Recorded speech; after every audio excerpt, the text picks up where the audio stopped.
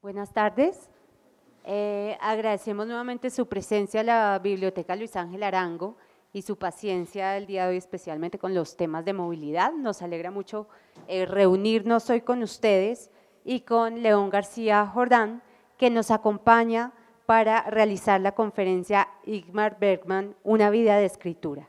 En esta conferencia, que conmemora los 100 años del natalicio del autor sueco, León García revisará la obra escrita y audiovisual de uno de los grandes artistas y directores del siglo XX.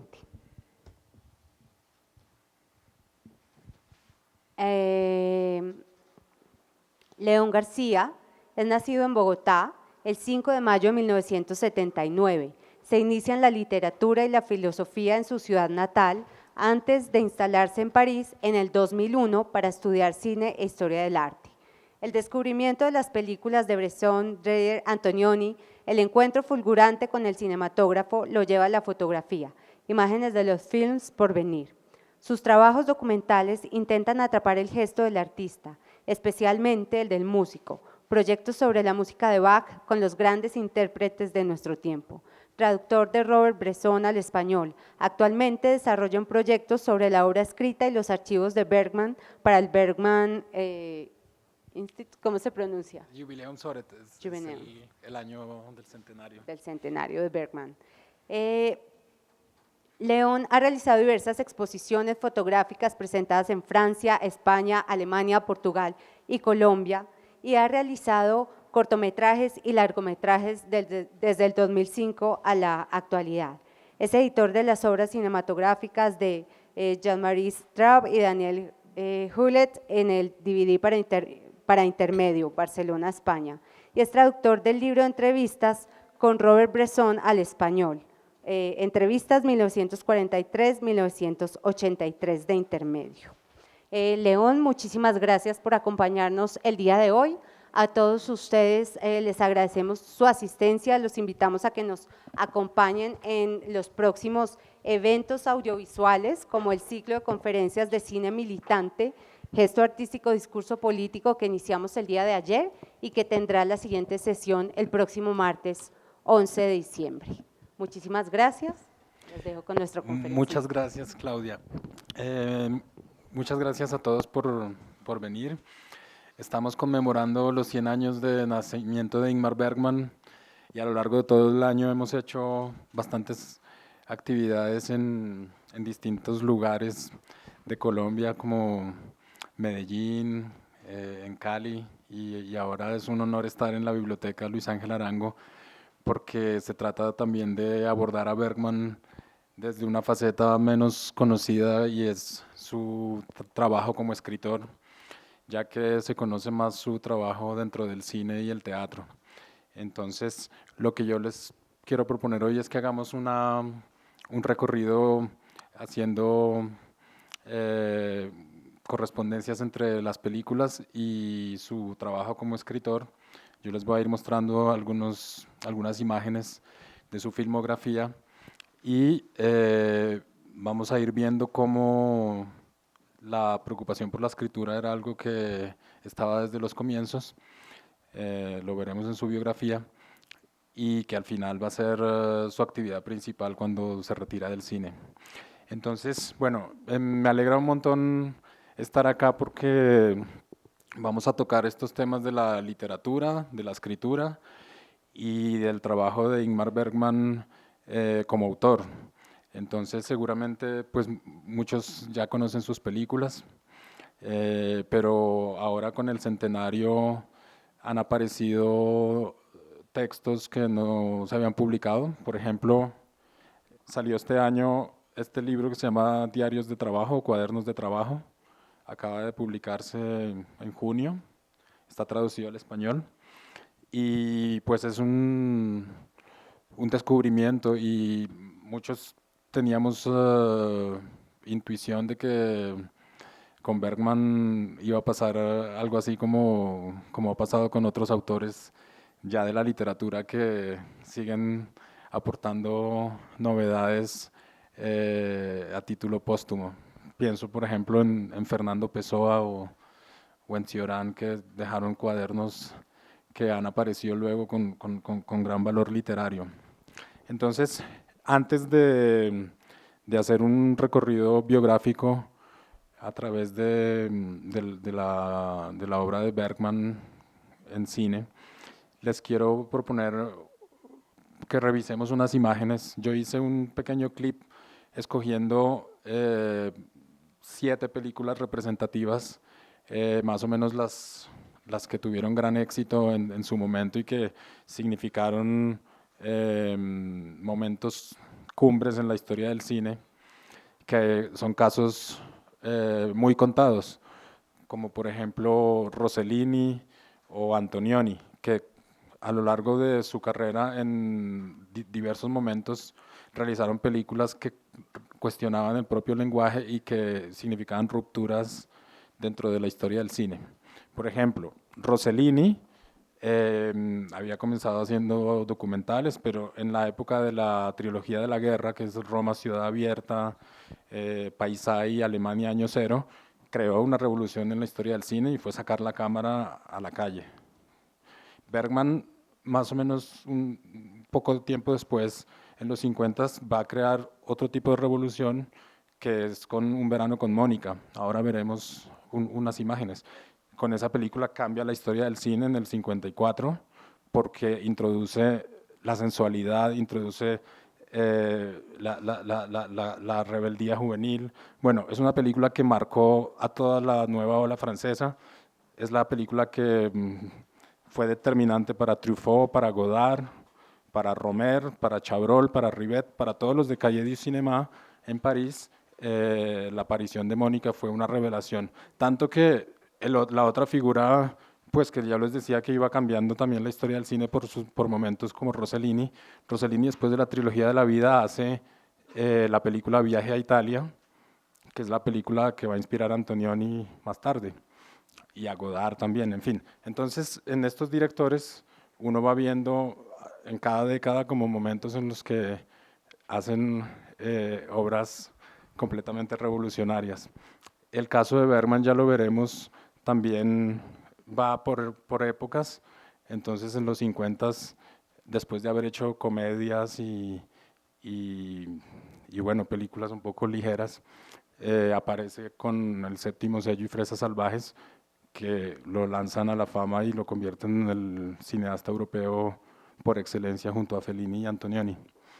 Luego en los 60, con la trilogía, ahora veremos algunas imágenes, la trilogía de Como en un espejo, Comulgantes y El silencio, luego Persona es una ruptura total en la historia del cine, y luego Gritos y susurros, Escenas de la vida conyugal, que es para televisión y coincide con la época en la que Rossellini empieza a hacer películas para televisión, películas que él llama pedagógicas, donde se cuentan la toma del poder de Luis XIV, Pascal, la obra sobre el filósofo francés, la obra sobre Descartes también, películas que hacía Rossellini, como la de Sócrates también, con fines educativos y pedagógicos para la televisión, pero eran películas muy arriesgadas a nivel del lenguaje y por la misma simplicidad del dispositivo de televisión.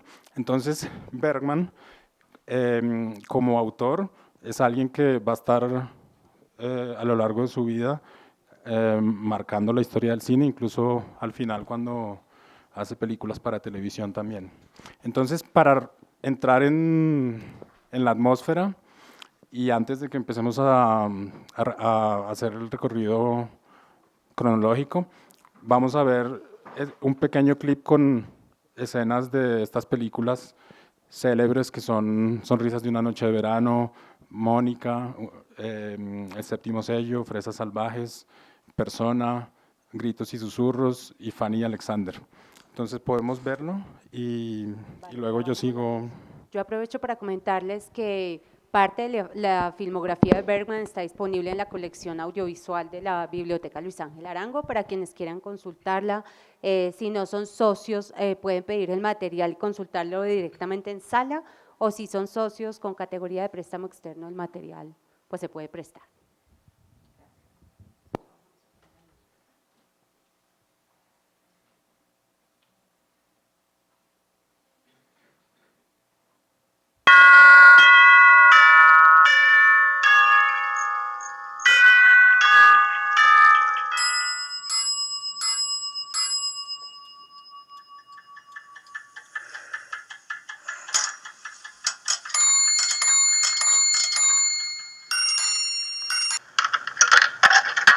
rápidamente, para los que no, no han visto sus películas o leído sus libros, Bergman nació en Uppsala en 1918, en una familia de un- una mujer que era de la burguesía de Uppsala y que era enfermera, pero bueno, era de buena familia.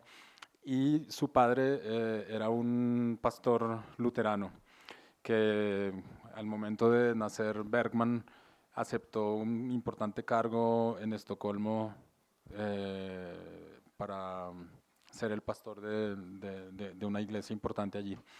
Y Bergman, para los que recuerdan Fanny Alexander o en su biografía, en su autobiografía Linterna Mágica, Bergman va a recordar muchísimo el ambiente, el asfixiante familiar y sobre todo la disciplina estricta de educación que tuvo por parte de su padre, con los castigos, todo esto que se va a repetir en muchas películas, pero que va a estar, digamos, cristalizado en Fanny Alexander con el personaje del padrastro, que es un pastor inspirado en la figura de su padre. Y esta educación va a ser muy, muy pesada en la carrera de Bergman y en su vida también espiritual, porque esto toda la educación cristiana, luterana y nórdica, germánica, escandinava, va a ser algo que va él a lo largo de toda su vida a cuestionar y a tratar de dinamitar, sobre todo la educación y la moral. Entonces, esa parte es muy importante tenerla en cuenta porque va a ser también además de la fantasía y la imaginación que Bergman desde niño tenía, va a ser como también lo que va a provocar que se vaya a dedicar al teatro, al cine, a la escritura, de una manera vital, de una manera realmente como una necesidad existencial para él. Era también escaparse de la asfixia familiar. Y ello comenzó temprana, en un momento muy temprano de su adolescencia, cuando estaba entre el bachillerato y los estudios universitarios y empieza a hacer teatro. Primero lo hace en familia, en la casa con la hermana, pero luego ya empieza con un grupo de amigos y luego en el Teatro Estudiantil de Estocolmo.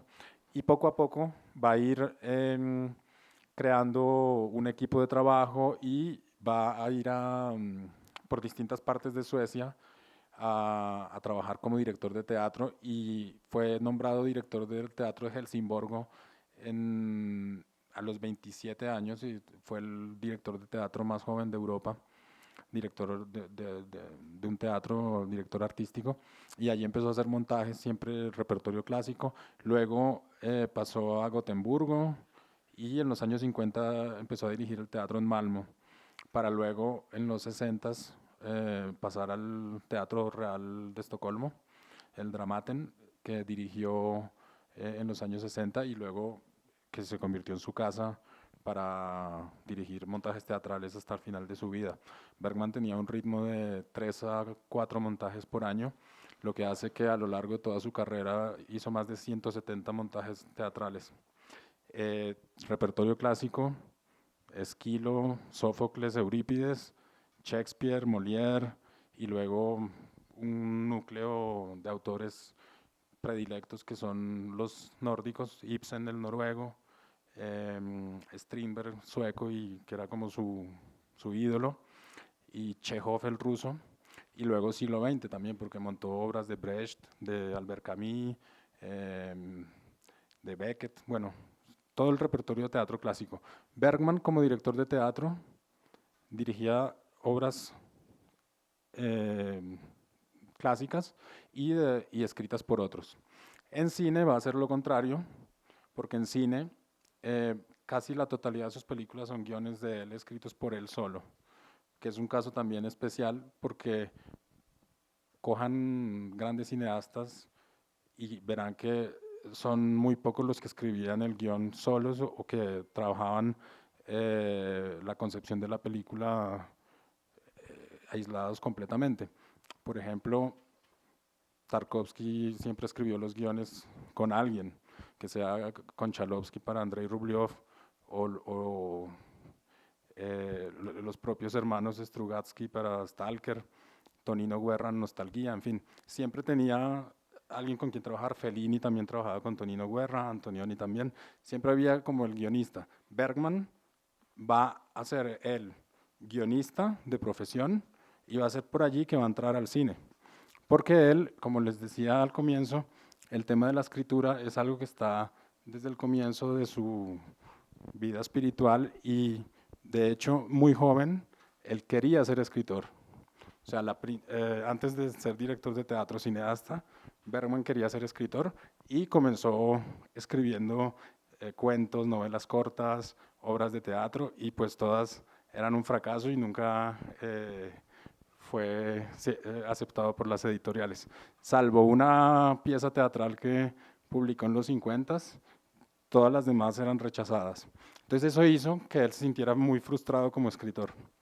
En los cuadernos de trabajo, más tarde les leeré algunos pasajes, se puede ver cómo la escritura para él es una necesidad existencial y se convierte ese cuaderno de trabajo en una especie de laboratorio en forma de diario en el que va a fabricar tanto los guiones que cada vez van a ser excelentes a nivel de diálogo y literario, y a la vez ir haciendo una especie de laboratorio de escritura para que al final de su vida, cuando se ha retirado del cine y solo hace teatro, pero se concentra en la escritura, explote como autor literario, que eso es algo que sucede en los años 80, 90, cuando él se retira del cine oficialmente. Digamos que él, cuando hace Fanny y Alexander en el 83, anuncia públicamente que será su última película, a pesar de que es una especie de pose, de coquetería que él llevaba diciendo desde los 50, en un célebre ensayo que publicó en Cahiers du Cinéma en el 59, que dice: cada película es mi última película. Porque va siempre con esa idea de que el cine lo agota mucho físicamente y el cine es un trabajo que implica mucho dinero y bueno, y la despedida de él pues tenía que ser apoteósica y tenía que ser Fanny y Alexander, que es la película más cara en la historia del cine sueco, es una superproducción, ganó 4 Óscares y fue como el testamento. Es una película que tiene todos los temas de Bergman, pero reunidos de forma magistral y con humor, ternura. Y vieron el episodio del niño jugando con el teatro de marionetas. El niño es una especie de Bergman niño, de la infancia que él vivió. La película tiene muchísimos elementos autobiográficos, pero también este niño Alexander es un Bergman como él hubiera soñado también tener una infancia, porque está la historia de cómo es su relación con el cine, de dónde nace. Él cuenta en Linterna Mágica que digamos, el descubrimiento de las imágenes fue a través de la linterna mágica, que es una especie de proyector con una lámpara de petróleo en el que se proyectaban peliculitas hechas de fotogramas o dibujos, y ese era el regalo que Bergman soñaba tener. En Fanny y Alexander al niño le dan de regalo de Navidad esta linterna mágica, pero en la realidad a Bergman no se la dieron, fue a su hermano mayor, y Bergman dice que ha sido la frustración más grande de su vida, y él tuvo que hacer un negocio con el hermano, que era 4 años mayor que él, intercambiarle su colección de soldados de plomo a cambio de la linterna mágica para poder en las noches proyectarse imágenes. Más tarde, él va a descubrir el cine con su abuela en Uppsala, que lo llevaba al cine a ver películas mudas. Seguramente fue por esta época que descubrió las de Victor Sjöström, que lo marcaron definitivamente, como una de ellas principalmente, que es La carreta fantasma. La carreta fantasma es una película de Victor Sjöström que marcó a Bergman definitivamente, y es una película que inspira bastante El Séptimo Sello y Fresas Salvajes. Yo escogí un par de fotogramas de Víctor Sjöström, solamente para que vean. Este es Víctor Sjöström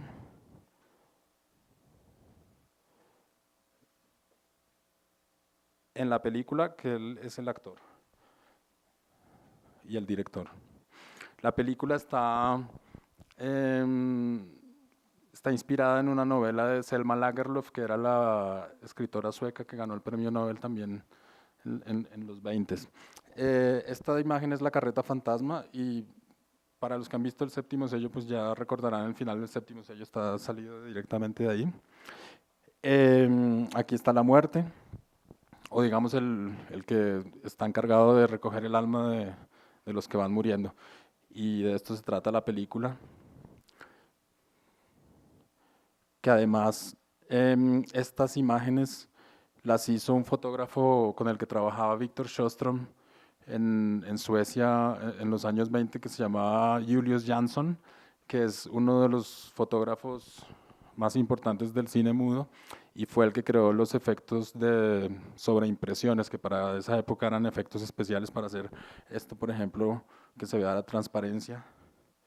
Ese era el gran fotógrafo del cine sueco. Entonces estas son algunas imágenes también de la carreta fantasma, donde se ven ciertas atmósferas que luego Bergman va a recuperar en sus películas, sobre todo el tema del hombre y el paisaje, el hombre y la naturaleza. Las primeras películas de Bergman de los años 50 y todo eso están muy inspiradas por ese cine clásico sueco que ponía al hombre ante el paisaje y la naturaleza, pues, de estos países escandinavos, que es impresionante. Bueno, y ahí hay otra transparencia del personaje de Víctor Sjöström y la muerte. Víctor Sjöström es el personaje que sale en Fresas Salvajes. Fresas Salvajes está interpretada por él, que ya tenía 78 años cuando Bergman la rodó.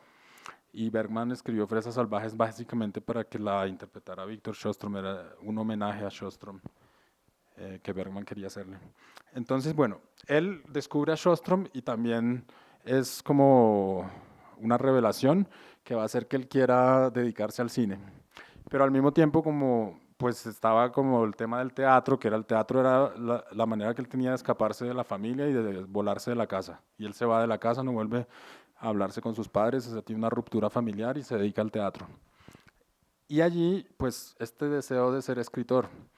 Y como no tuvo buena acogida su trabajo, en los ensayos que hacía de novelista o de cuentista, entonces él pensó que la mejor manera de trabajar la escritura sin que tuviera que enfrentarse a estos fracasos y frustraciones cotidianas era trabajar, conseguir un empleo en la industria fílmica sueca como guionista. Entonces entra allí a trabajar como los guionistas, bueno, todos ustedes saben, guionistas, escritores, William Faulkner o Scott Fitzgerald, trabajaron como guionistas en Hollywood. Y Bergman empieza a trabajar como guionista para otros autores como Molander o otro gran director sueco de los 40, 50, que es Alf Sjöberg, que era también director de teatro. Y Alf Sjöberg va a dirigir la primera película escrita por Bergman, que se llama Tormentos, y es una película inspirada en la infancia de Bergman, con un personaje. Aquí está un dibujo de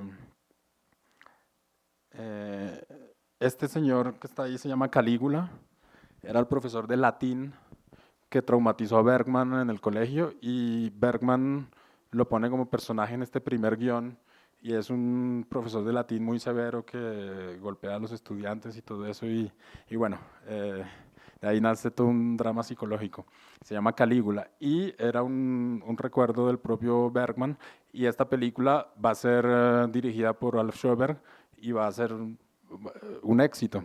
Lo que pasa es que luego Bergman quería también entrar a ver cómo eran los rodajes y todo este tema. Entonces ya empieza a dejar que además de escribir los guiones también pueda asistir a los rodajes, y poco a poco va entrando en el cine, Y allí, en aquella época, el director artístico de del Svensk Film Industry era Victor Sjöström, precisamente, que acaba de volver de Hollywood y ya estaba retirado como cineasta porque ya, bueno, era el cineasta sobre todo de cine mudo. Ya estamos en los 40, cine sonoro, pues ya muchas figuras como Victor Sjöström o Eric von Stroheim dejaron de hacer cine. Entonces, a partir de allí, él empieza a hacer películas que ya le van a dirigir, le van a dejar dirigir. Entonces, hace una, dos, tres, las primeras. Tienen que pasar 6, 7 películas para empezar a sentir que podía hacer algo, porque todas eran un fracaso comercial y técnico y estético. Esas primeras películas pues fueron realmente muy difíciles de promocionar por fuera de Suecia y solo hasta los años 50 que ya hace estas comedias ligeras que les decía, como Sonrisas de una noche de verano. A partir de ahí empieza a tener un reconocimiento por fuera de Suecia, porque Sonrisas de una noche de verano fue seleccionada en Cannes. Entonces la presentación en Cannes ya hizo que lo descubrieran en Francia. Más tarde viene toda esta recepción francesa en Cahiers du Cinéma con Mónica, que es la que, ya les digo, Godard escribió un texto sobre Mónica que se llama Bergmanorama en Cahiers du Cinéma, y todos los otros pandilleros de la nueva ola, como Rivet, Romer, Truffaut, Chabrol, todos quedaron fascinados con Bergman. Entonces ya la recepción en Francia y en París y en Cahiers du Cinéma lo catapultó como gran cineasta europeo, como cine de autor, que va a hacer que cuando él hace Sonrisas de una noche de verano y pasa en Cannes y tiene éxito, ya lleva 12 películas y él ahí le dice al productor, bueno, ya es hora de que yo deje de hacer comedias, necesito carta blanca para hacer esta película, y ya tenía en su bolsillo el guión del Séptimo Sello. Entonces ya el productor le dijo, está bien, y a partir de ese momento Bergman se vuelve Bergman y encadena obra maestra tras obra maestra, porque va a ser Séptimo Sello, Fresas Salvajes, El manantial de la doncella, que gana el Oscar a Mejor Película Extranjera. Al año siguiente hace Como en un espejo, que repite el Oscar. Bergman ganó 3 Oscars en su carrera. Entonces empieza a hacer un éxito y a consolidarse como autor. Entonces en esta época él hacía las películas en verano, era, digamos, su trabajo oficial era el teatro, que hacía durante todo el año, 3 montajes más o menos, a veces 4 montajes teatrales, y la película era el pasatiempo para él. El cine era el verano, el cine era rodar en verano, y realmente era casi un pasatiempo. El trabajo serio para él era el teatro. Esto pues da para hablar muchísimo, porque hay entre las 3 artes correspondencias permanentes y se alimentan entre ellas, y además, como vamos a ver más adelante con algunos textos, el Bergman director de actores, el Bergman de la experiencia teatral, el Bergman de la tropa de actores con la que trabajó en Gotemburgo y en Estocolmo y en Malmö, esa familia que él creó, va a ser determinante para la escritura también. Eso lo veremos en un rato, cómo la experiencia de director de teatro y de director de actores determina el tipo de escritura que él va a hacer, tanto en los guiones y en los diálogos, como en los textos finales ya más novelísticos, digamos, aunque se pueden tratar también como guiones. De hecho, estos libros que son novelas que escribió después de las autobiografías comienzan con Linterna Mágica, que es del 87, y luego Imágenes, que es este libro de una autobiografía, pero a través de sus películas, que es del 90, y luego los otros libros, que son 3 libros sobre su familia, Las mejores intenciones, Niños del Domingo y Conversaciones íntimas. Cada uno va a convertirse en película, aunque el objeto inicial es más bien una novela, y se convierte en película que no va a dirigir Bergman ya porque ya está retirado, pero que van a dirigir Lee Bullman, que es su exmujer y actriz más cercana, colaboradora. Ella va a dirigir 2 películas con guión de Bergman y su hijo va a dirigir Niños del Domingo, su propio hijo, uno de los 9 hijos que tuvo. Y, y la otra, Las Mejores Intenciones, está dirigida por Bill August. La dirigió en el 92 y ganó la Palma de Oro en Cannes a Mejor Película. Entonces ya estamos hablando ahí del Bergman autor de novelas que luego se vuelve en película. Pero volviendo al tema de esta época de consagración como cineasta y de las correspondencias que hay entre el trabajo en el teatro, la escritura y el cine, pues vamos a estar viendo constantemente cómo también la escritura de sus novelas está marcada por el hecho de él haber hecho cine durante 50 años más o menos. O sea que es un escritor que en el momento en el que tiene su eclosión es alguien que ya lleva casi 50 años haciendo cine, por lo tanto el tema de la imagen está muy presente en su manera de escribir, en su prosa, que cuando escribía guiones en los años 50, pues eran unos guiones no tan técnicos como los guiones de Hollywood, guiones casi que solo diálogos, para luego en los años 60 convertirse en objetos que publicaba en forma de libro simultáneamente al estreno de la película, que eso empieza a suceder después de la trilogía de los 60s. Aparece en forma de libro como en un espejo, El silencio y Los comulgantes. Aparece el libro en forma publicado al tiempo que salían las películas y se llama una trilogía, así lo pusieron en la editorial. Y más adelante va a suceder esto con todas las demás películas. Entonces, Persona aparece en el 66 y el guión, el libro, es publicado el mismo año y va a suceder así con cada guión y cada película, La Hora del Lobo, Gritos y Susurros, Escenas de la Vida Conyugal, luego en los años 70 tal cual hasta Sonata de Otoño, De la Vida de las Marionetas, en fin. Y entonces el Bergman, guionista, va a empezar a escribir estos guiones casi como una forma de literatura experimental. El guión de Persona, que es una película también muy atrevida a nivel formal, es también una especie de poema en prosa y con unas descripciones en forma de imágenes, pero imágenes poéticas. En fin, en sí mismo es un tipo de escritura que ya él está como presintiendo. Paralelamente, nosotros en los diarios de trabajo que van desde los 50 hasta el final, hasta el 2000 y pico, ahí se va a ir viendo cómo el talento literario se va afianzando en las películas y en los guiones. Es decir, este hombre en el teatro está impregnándose de los textos clásicos, del repertorio más clásico de los autores, bueno, de Shakespeare, Molière, en fin. Él trabaja con los actores estos textos.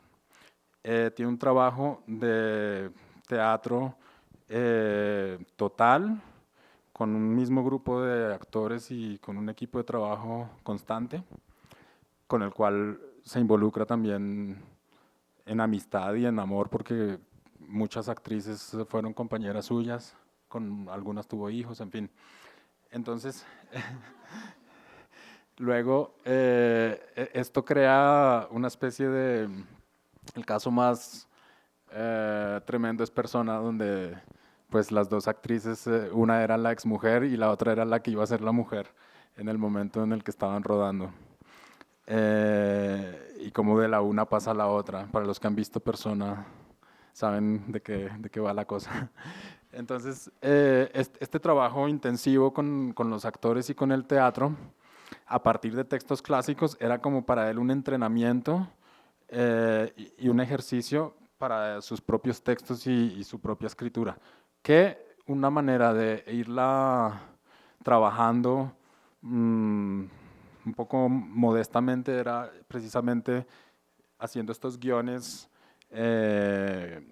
primero como oficio y para películas que no pasaron a la historia, pero a partir del momento en el que él empieza a hacer estas películas que ya les decía que desde Mónica y Sonrisas de una noche de verano ya todas van a ser un éxito, es ir consolidando poco a poco esa escritura que uno va a notar en los diálogos, por ejemplo, de escenas de la vida conyugal o de gritos y susurros, el nivel que va alcanzando de calidad literaria que lo va a emparentar directamente con ese tipo de escritores que a él le encantaba leer,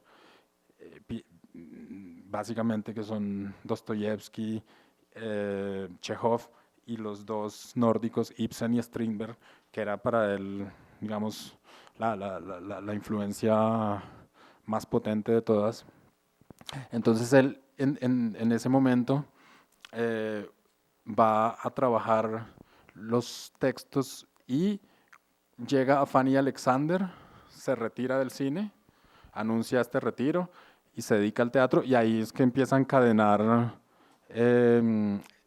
libro tras libro, y va a empezar a escribir también piezas teatrales que algunas las dirige él mismo y otras se convierten en una especie de objeto extraño que él no se atreve a llamar película, pero que al haber sido filmadas para televisión, nosotros las llegamos a conocer también en proyección y en sala, que es el caso de una que hizo justo después de Fanny Alexander, que se llama Tras el ensayo o Después del ensayo, que es una película donde uno siente que el que la está haciendo es un escritor. Uno ya no siente que es un cineasta. Es una película para los que la han visto después del ensayo.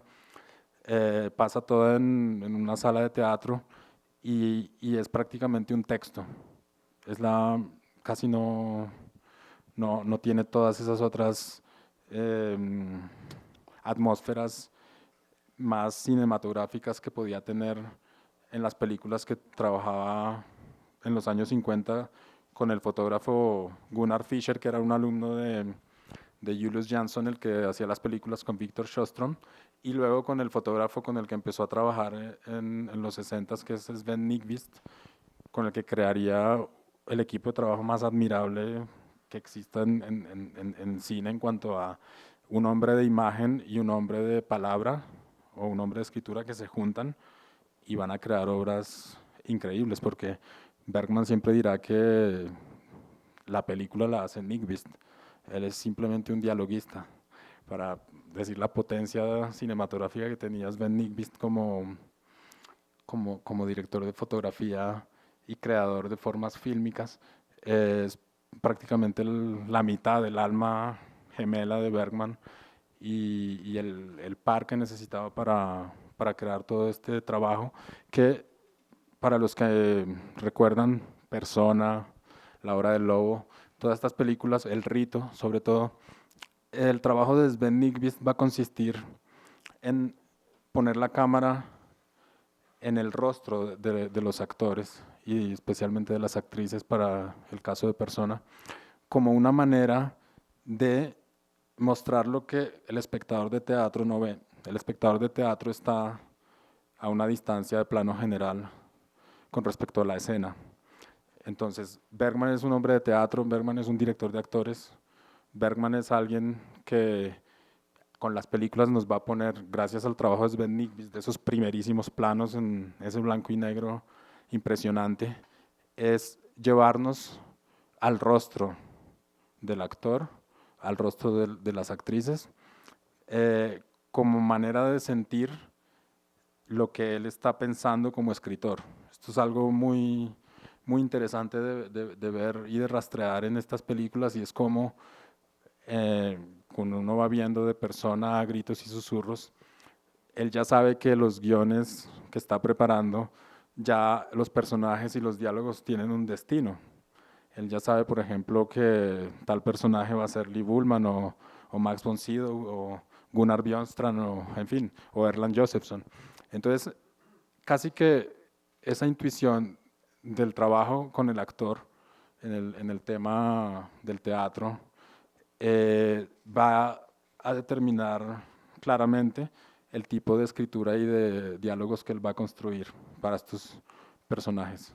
Incluso en los textos tardíos estos, eh, de las novelas de la saga de sus padres, que son Mejores Intenciones, Niños del Domingo y Conversaciones Íntimas, ahí también que las películas las van a dirigir otros, ya no él, pero se siente que también los textos están escritos ya destinados a los actores que van a interpretar a los personajes, así las películas ya no las dirige él mismo. Entonces tenía como también, es un autor particular porque es un escritor que está entre los grandes escritores ya, no cabe ninguna duda, pero que llegó a la escritura por el cine y el teatro. También es un caso especial. Bueno, el caso del teatro, se sabe muy bien que las piezas teatrales en muchos casos fueron copiadas o transcritas por otras personas, no por el Shakespeare no escribió, fueron transcripciones de los que asistieron a sus piezas teatrales. El caso de Bergman es el de un escritor que se hizo trabajando como hombre de teatro y como director de actores, que de ahí saca, digamos, la observación psicológica más fuerte, y con el cine, que es la imagen. Entonces, un hombre que trabajó con Sven Nykvist durante 50 años y que hizo obras maestras de la historia del cine, también eso marca al que va a ser escritor cuando se lanza en esta empresa a partir de los 60 y pico de años. Entonces, incluso el prefacio de Las Mejores Intenciones, que es la primera novela, están todas publicadas en Tusquets y están todas también todas las obras de Bergman traducidas al español están aquí en la biblioteca, en el catálogo, también para los que les interese consultarlas y leerlas. Están los guiones, todo lo que ha aparecido de Bergman en español está aquí en la biblioteca. Y todos esos textos, por ejemplo, Las Mejores Intenciones, el prefacio, él dice que para poder hacer esta película, esta novela, lo que lo inspiró fue el álbum familiar que se encontró cuando su madre murió. Entonces fue mirando un álbum de fotos que heredó de su madre, viendo las fotos de las tías, de los abuelos, del tío loco, en fin, de todos los personajes que están en la familia. Él se inspiró para escribirlo. Y hay una película extraordinaria, no sé, para los que la quieran consultar, se puede consultar en YouTube, que se llama El rostro de Karin. Es una película que hizo también en los 80s tras el ensayo y Fanny Alexander. Dura 10 minutos y está hecha en 35 milímetros y es solamente el álbum familiar y va uno viendo a su madre, a su padre, los abuelos, todo esto, a las tías, a estos personajes que uno va viendo en Fanny Alexander o en Las Mejores Intenciones o en Linterna Mágica, uno los va reconociendo en los rostros del álbum. Esto es muy similar a lo que le sucedió a Tarkovsky cuando hizo El Espejo. El Espejo de Tarkovsky también fue hecho a partir del álbum familiar.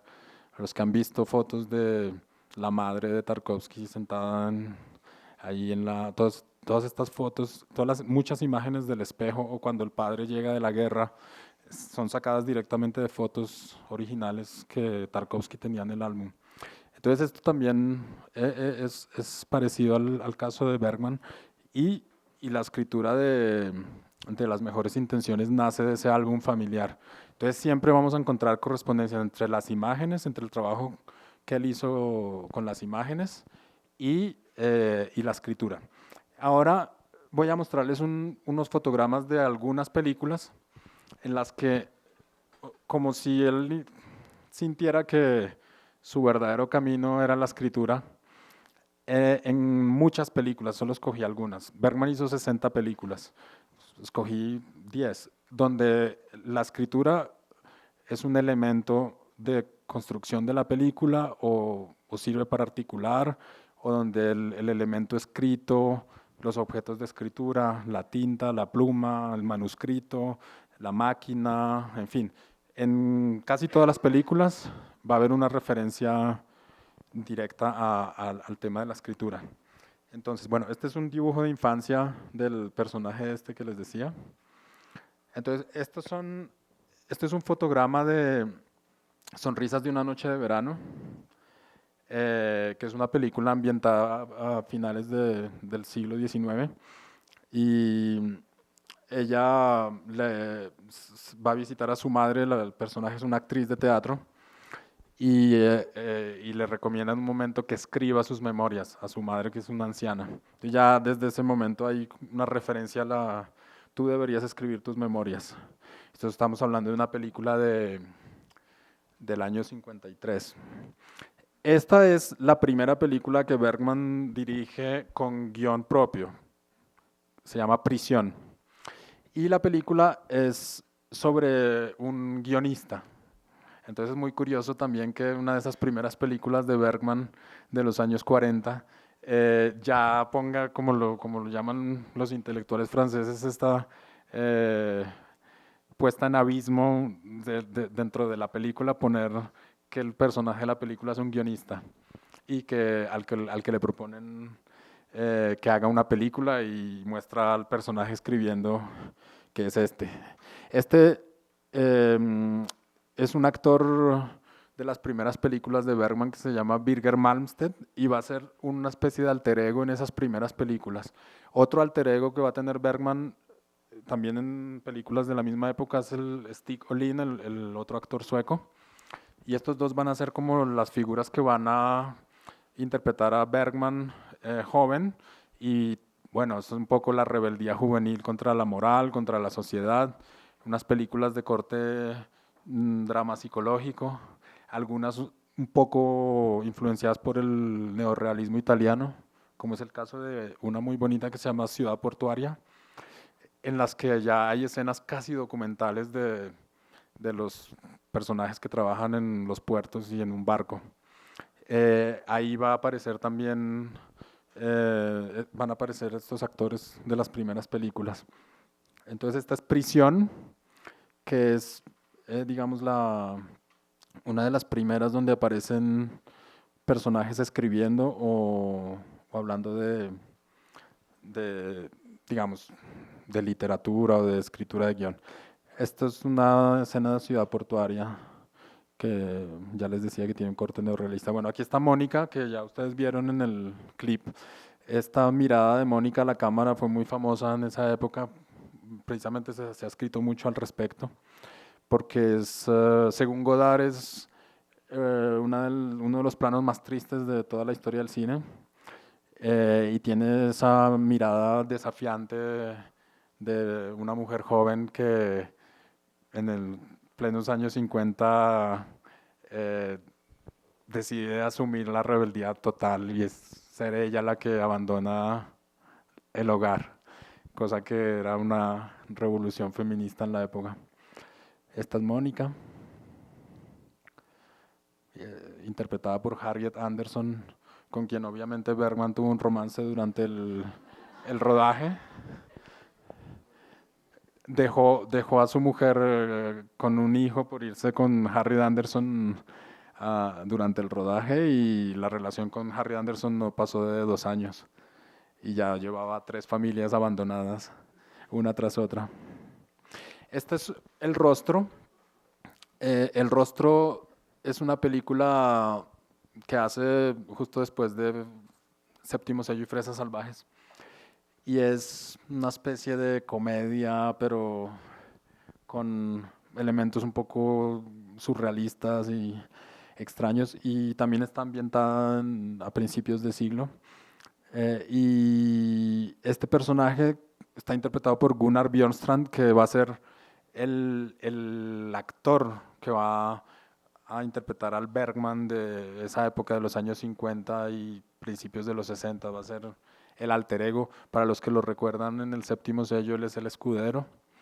En Fresas salvajes él interpreta al hijo del médico, Víctor Sjostrom. En el rostro interpreta a un médico científico que va escribiendo y describiendo como unas especies de actas científicas medicales el tema de una autopsia de uno de los personajes. Pero en la película aparece este hombre que es, digamos, el que encarna la ciencia, como un escritor también, como alguien que apunta y que toma nota. El Bergman de los cuadernos de trabajo, el Bergman observador, psicólogo, va a hacer más o menos la misma tarea, que es inspeccionar las almas. Ese es el trabajo de este hombre, pero solo que en el caso de la película es desde la ciencia. Bergman lo hará desde la intuición poética, pero básicamente es un científico observador. Esta es una escena de Juegos de Verano, que también es una película de los años 50 muy, muy bonita, parecida a Mónica y a las películas de esta época en cuanto a lo que les decía de la fotografía. La fotografía la hacía Gunnar Fischer, que era un excelente fotógrafo, explotando mucho la belleza de la naturaleza, y como filmaban siempre en verano, pues era un espectáculo visual. En la película el personaje principal es una bailarina de ballet que están preparando el Lago de los Cisnes de Tchaikovsky en la gran escena de Estocolmo, y la película está articulada con un diario que tenía el personaje amante de ella durante unas vacaciones de verano, y toda la película está articulada con este diario que dejó el personaje de la historia de verano con la bailarina. Este es un fotograma de Como en un espejo.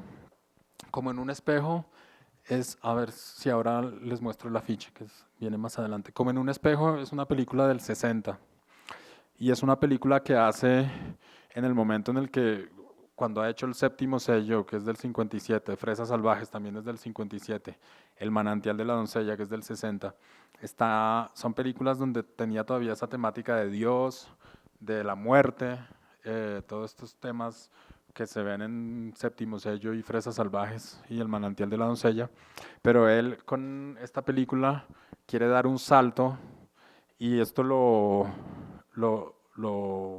podemos rastrear, y por eso es valiosísimo este libro de cuadernos de trabajo, porque en la época de composición de Como en un espejo, Bergman se casa por cuarta vez con una pianista famosa, concertista, y empieza a tener una cercanía con la música.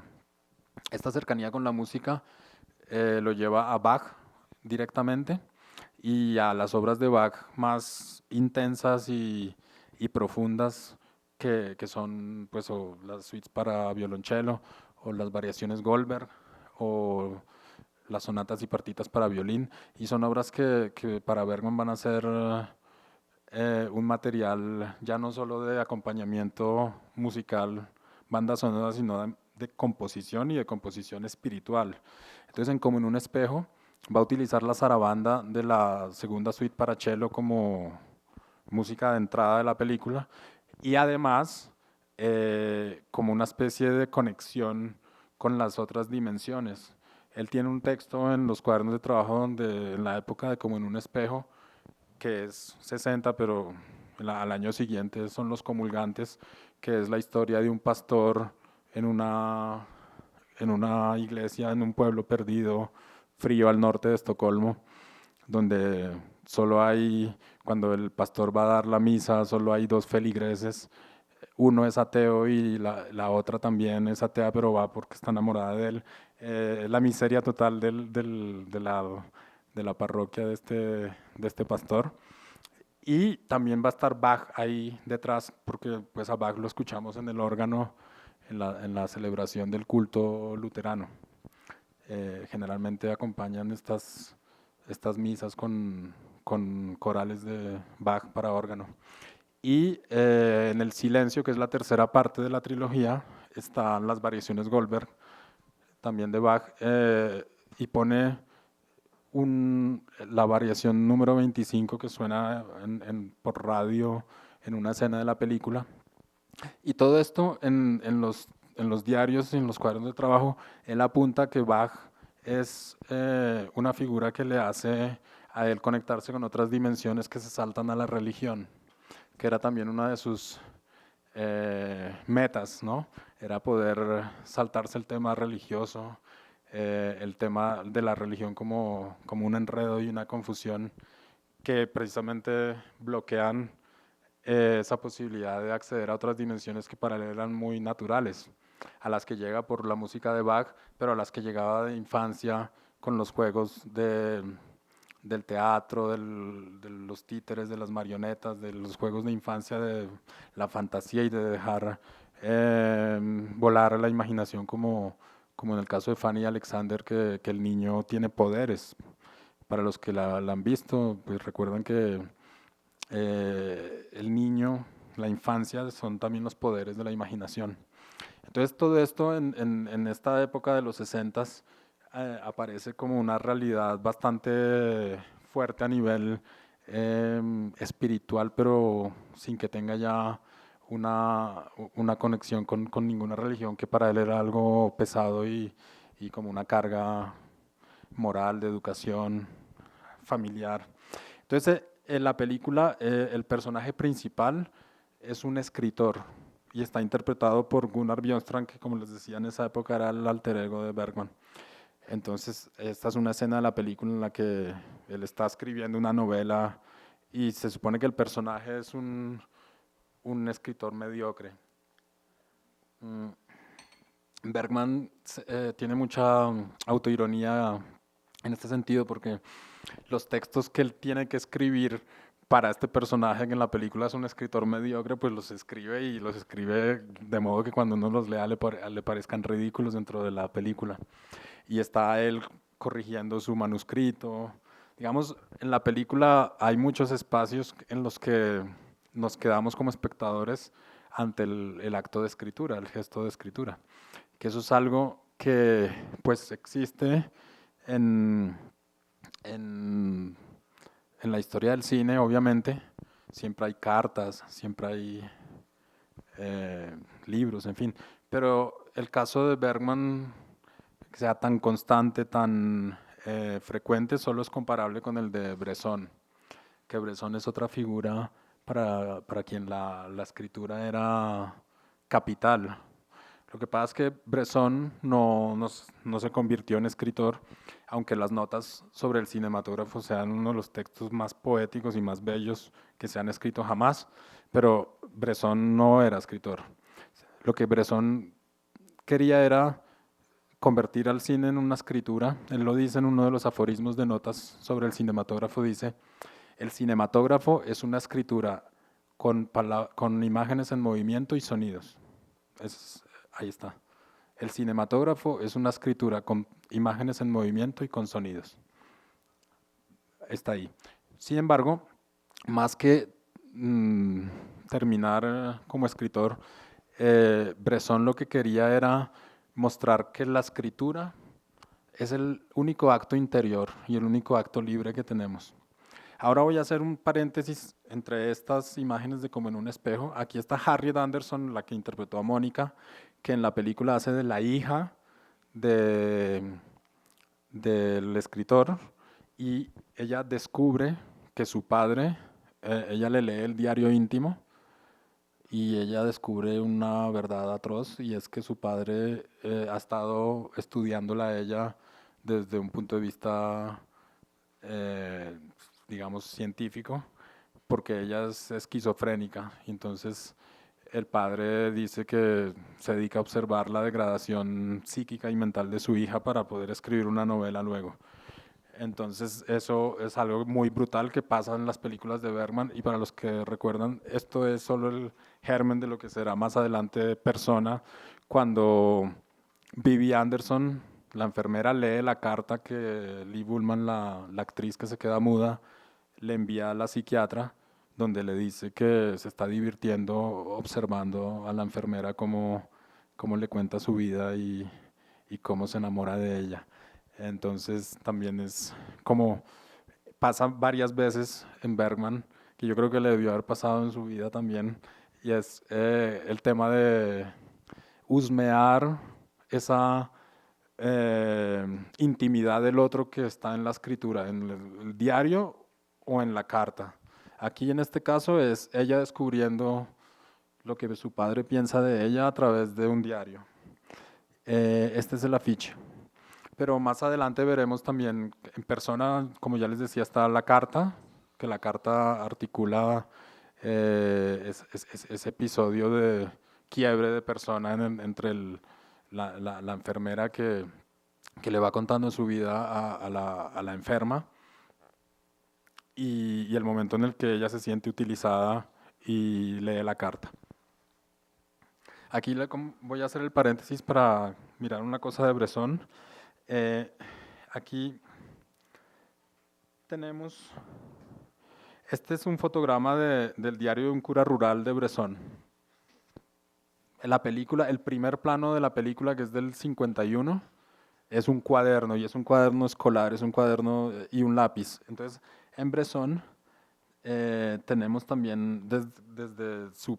Esta es la tercera película de Bresson, pero digamos la primera propia, porque Los Ángeles del Pecado y Las Damas del Bosque de Boloña son todavía películas que son muy bellas y son obras maestras, pero todavía Bresson no tenía establecido su sistema que va formular teóricamente notas sobre el cinematógrafo y que tenía, entre otras cosas, el dictamen de jamás trabajar con actores. Esas primeras películas Bresson trabajó con actores. A partir de esta ya va a trabajar con gente que no tenía nada que ver con el teatro, ni con el cine, ni con ninguna experiencia actoral precedente. Entonces, bueno, aquí vemos el diario Un cura rural del 51. Aquí la primera página tiene una hoja de estas que se ponen para no manchar, como se escribía con pluma, para que la tinta no manche la otra página, pero que se convierte en Bresson aquí en una especie de pintura abstracta, que recuerda mucho a un pintor que a Bresson le fascinaba, que era un expresionista alemán que se llamaba Bols. Pintaba cosas así. Entonces la escritura también aparece como signos. Bueno, este es el cura rural, este es un homenaje a Picasso. Esta es la muerte de Casagemas, el amigo de Picasso. Y bueno, más adelante Bresson hace el proceso de Juana de Arco, que está todo basado en el texto, en las actas del proceso de condena de Juana de Arco y la hoguera y todo esto. La película también está hecha en ese sentido, como coger qué es lo que nos queda de Juana de Arco. No tenemos retratos de Juana de Arco, aparte de retratos posteriores imaginados. El único retrato que tenemos de Juana de Arco son sus palabras ante el juez. Entonces, por eso es muy potente ver cómo también, o sea, paralelamente a Bergman, Bresson también estaba viendo que el cine permitía mostrar a la escritura como un acto interior y un acto de libertad espiritual sobre todo en el caso de Juana de Arco, de capaz la escritura como algo que hace a las personas moverse en un mundo invisible. Bueno, aquí está, esto es todo lo de Juana de Arco. Aquí está, por ejemplo, estas palabras que se conocen porque son las actas del proceso de Juana de Arco. La libertad interior. Este es El condenado a muerte se ha escapado, que es una película que hizo un poco antes de Juana de Arco y antes de Pickpocket, en la que es del 55 y la historia es la de un resistente durante el nazismo que es encarcelado por los nazis en una prisión en Lyon y está condenado a muerte. Y él busca cómo escaparse de esta cárcel y escaparse de los nazis, pero en realidad toda la película es un homenaje, es un poema a la resistencia a través de la escritura. Este personaje tiene un lápiz con el que escribe unas pequeñas noticas que se intercambian entre los demás prisioneros. Aquí están todos los prisioneros y hay uno de los nazis dice, quien sea sorprendido en posesión de un lápiz será inmediatamente fusilado. Y él desliza estas noticas para comunicarse entre los demás prisioneros de la cárcel y estaba decidido a correr el riesgo. Y entonces le escribe cartas a su madre y las va deslizando con prisioneros que tenían la posibilidad de recibir visitas. Y todo la red de resistencia contra los nazis está establecida a través de la escritura y del lápiz como símbolo de resistencia. Él lo va a decir ahí porque es muy fuerte, ¿no? Que el que sea sorprendido con un lápiz será inmediatamente fusilado y lo primero que hace este personaje es esconder el lápiz. Y dice, es una locura, pero solamente por no ceder ante los nazis, sabiendo que está arriesgando su vida, pero es la metáfora de la escritura como libertad interior. Entonces aquí él se encuentra en uno de los episodios de comida se reúnen todos los prisioneros en el patio. Hay uno que es un cura y el cura le dice, yo tengo una Biblia, y el otro le dice, "Eh, yo no tengo la Biblia, pero tengo un lápiz". Ahí está. Y aquí pues se comunican también a través de los muros.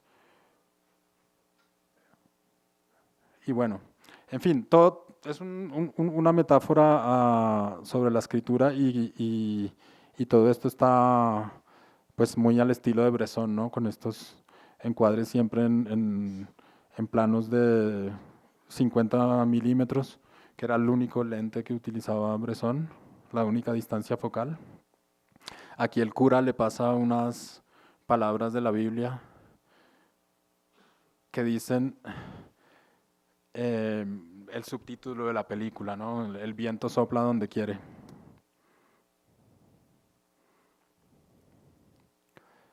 Bueno, y aquí está el final del cura rural, que pues se ve mucho la escritura y toda la película. La película es adaptada de Diario de un cura rural de Georges Bernanos, el escritor francés, y es un diario, la novela es un diario también.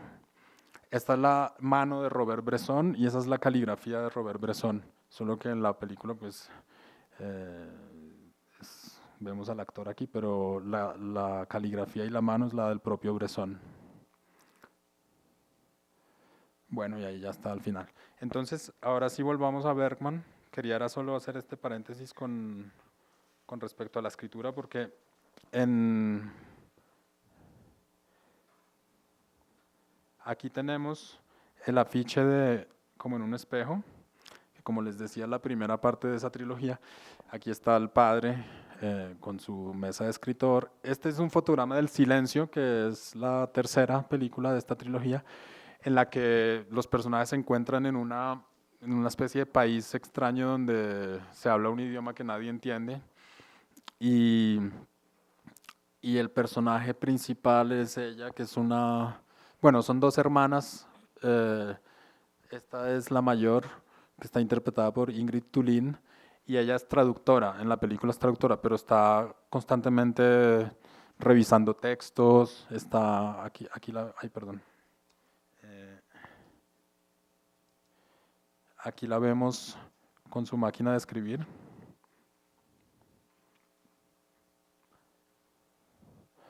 Aquí está en una cena en el hotel también leyendo y corrigiendo seguramente unas pruebas de alguna traducción.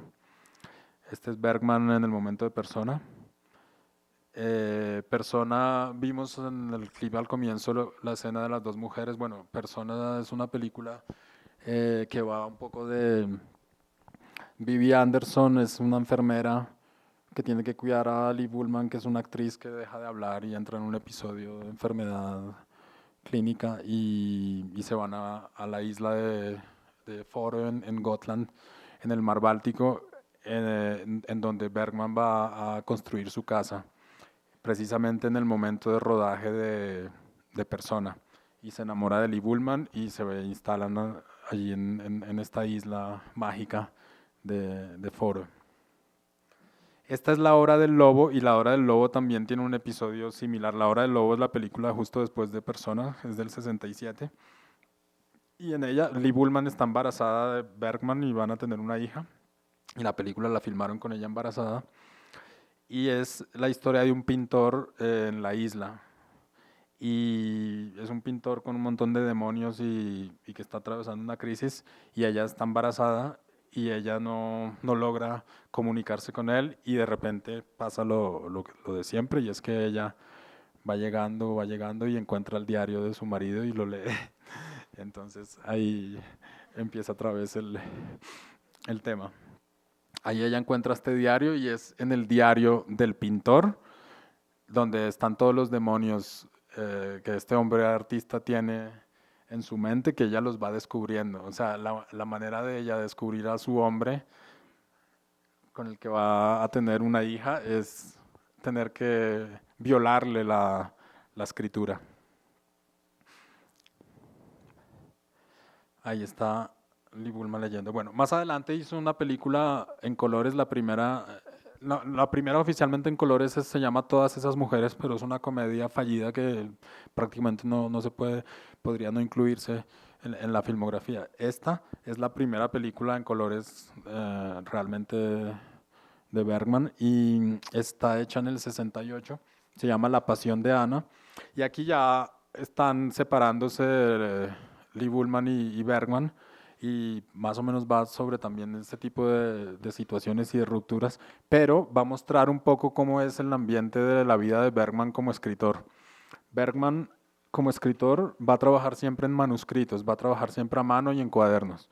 Y su mujer luego, que haya sido Lee Bullman en ese momento, o la siguiente esposa con la que vivió hasta el final, que se llamaba Ingrid, con Ingrid tenían un sistema de trabajo que era que él escribía a mano y ella transcribía a máquina.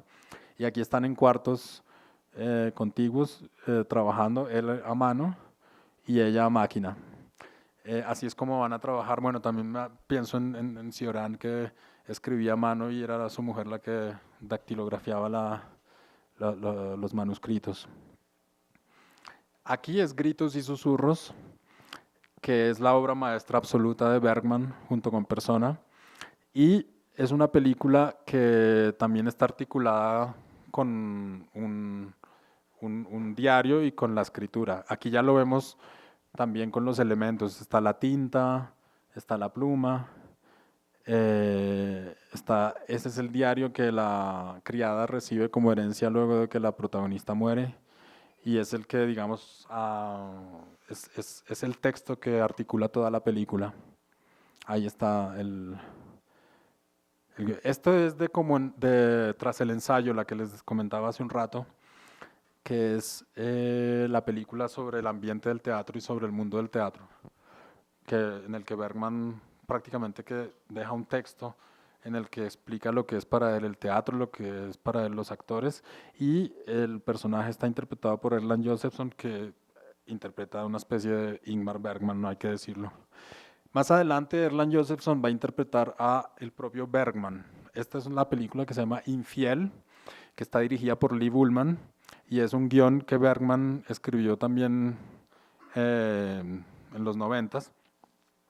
Y como yo les dije hace un rato, el Bergman a partir de un momento, a partir de tras el ensayo, en presencia de un payaso, infiel, esos textos que hoy los podemos leer en forma de libro y que son maravillosos, cuando él los escribía puede que ya tuviera en mente que esto va a volverse película o va a volverse una pieza teatral y quiero que sea tal actor, pero de todas formas cuando los escribe el texto aparece siempre como una especie de advertencia de que no hay, de que el género está muy difuso.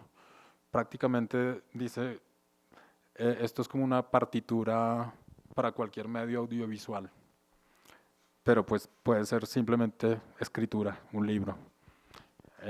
Y otras veces uno de los libros donde está este guión de Infiel tiene otros textos que no se han convertido en películas ni en obras para radio ni obras para teatro y que solo leemos, solo conocemos como texto.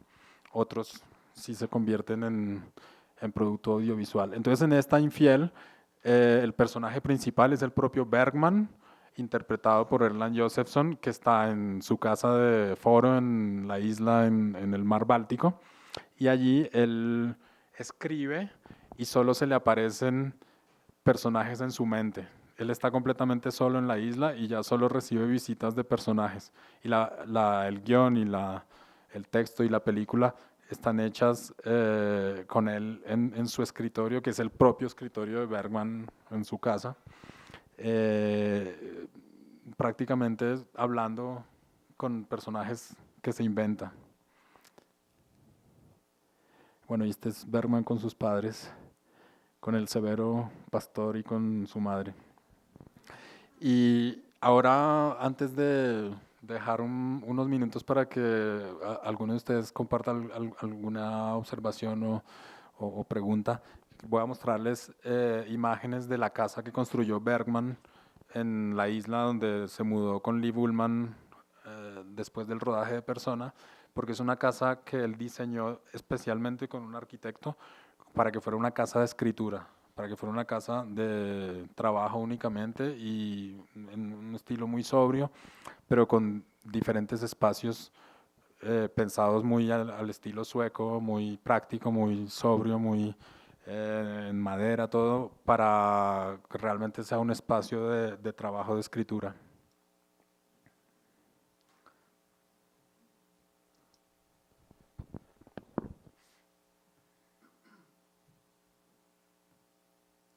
Bueno, esto tal vez lo recuerdan porque lo vimos en el clip al comienzo, cuando esta es la casa de Bergman, la entrada.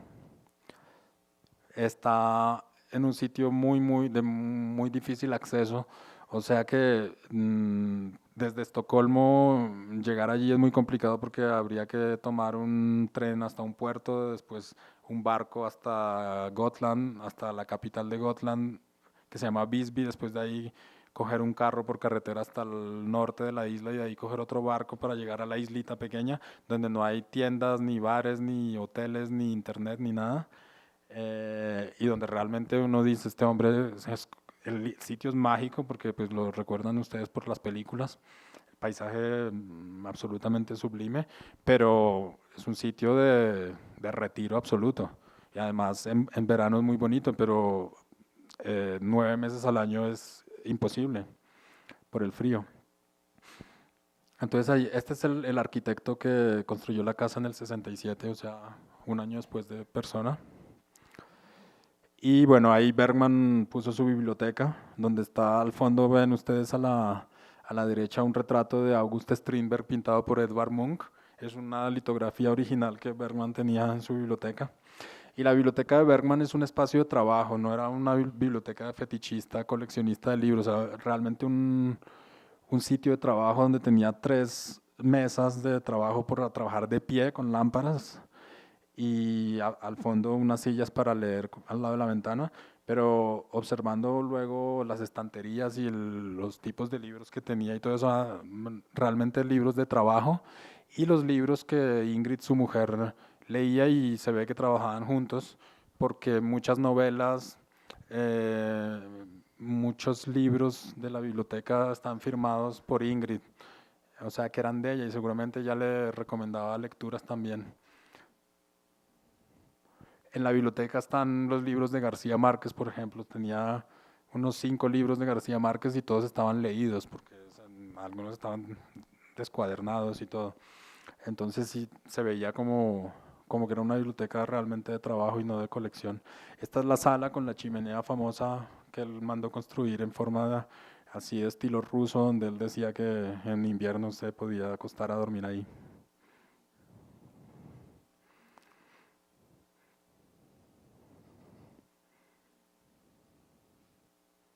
Esta es la mesa de la cocina, la mesa de comedor.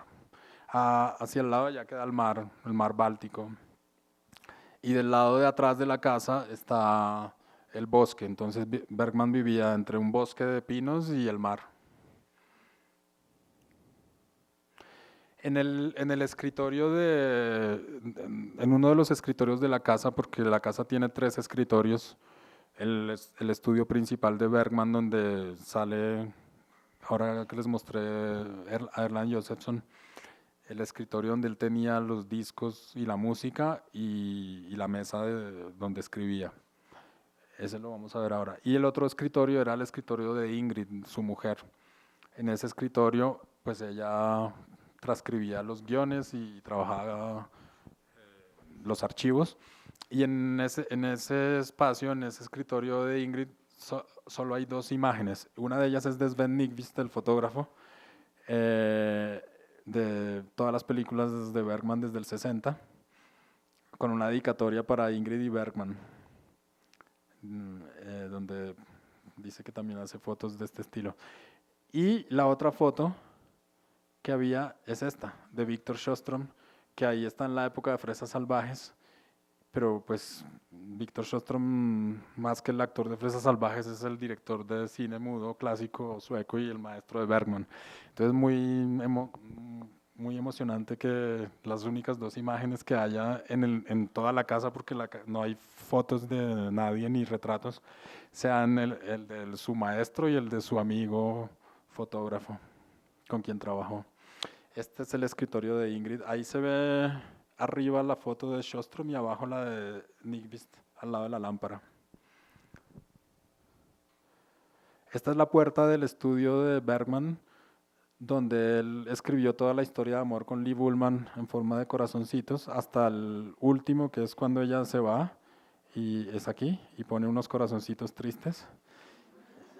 Del 69, que es cuando se separan, y a partir del 71 él se casa con Ingrid, y estos son los años con Ingrid, y en el 95, cuando se muere Ingrid, él pone una cruz.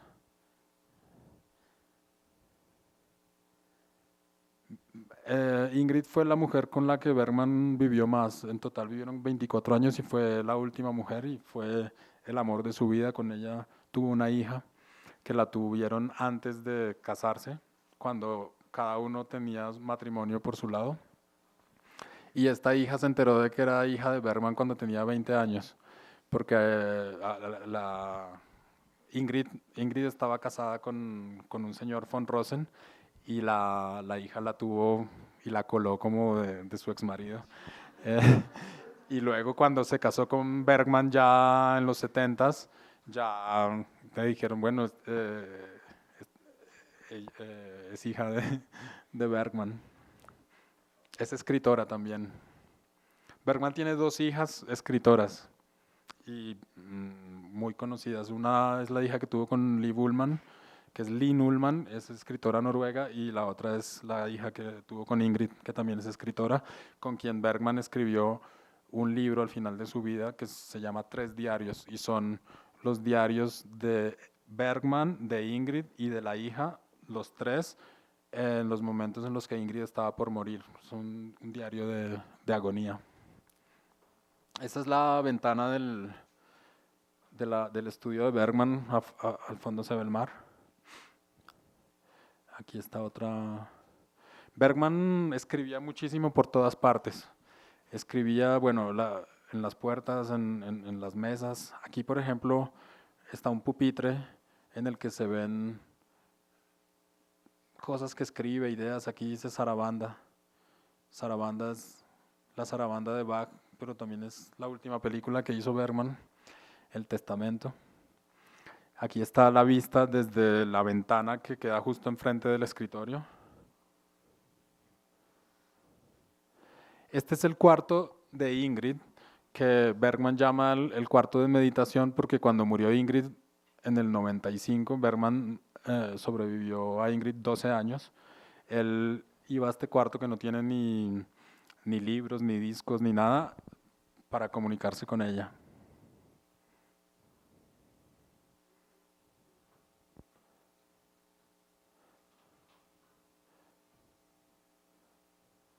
Esta es la casa vista desde la playa y con el bosque al fondo. Es una casa muy sobria, pero hecha, diseñada realmente para alguien que se va a encerrar ahí a escribir.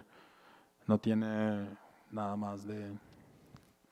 Esta es la mesa de noche de Bergman, donde escribía también un montón de pesadillas y todas las ideas que le pasaban por la noche. Y las paredes están llenas también de garabatos y de... Aquí hay otras.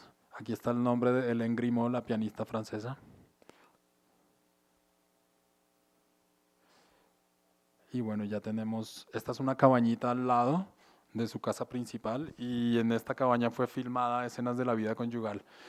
Muchos cuando la vimos siempre nos imaginamos que estaba filmada en Estocolmo, pero la película la filmaron en la isla completamente, salvo algunos exteriores que sí fueron hechos en Estocolmo, pero toda la película fue filmada en la isla, en una especie de estudio que adaptaron allí para el rodaje.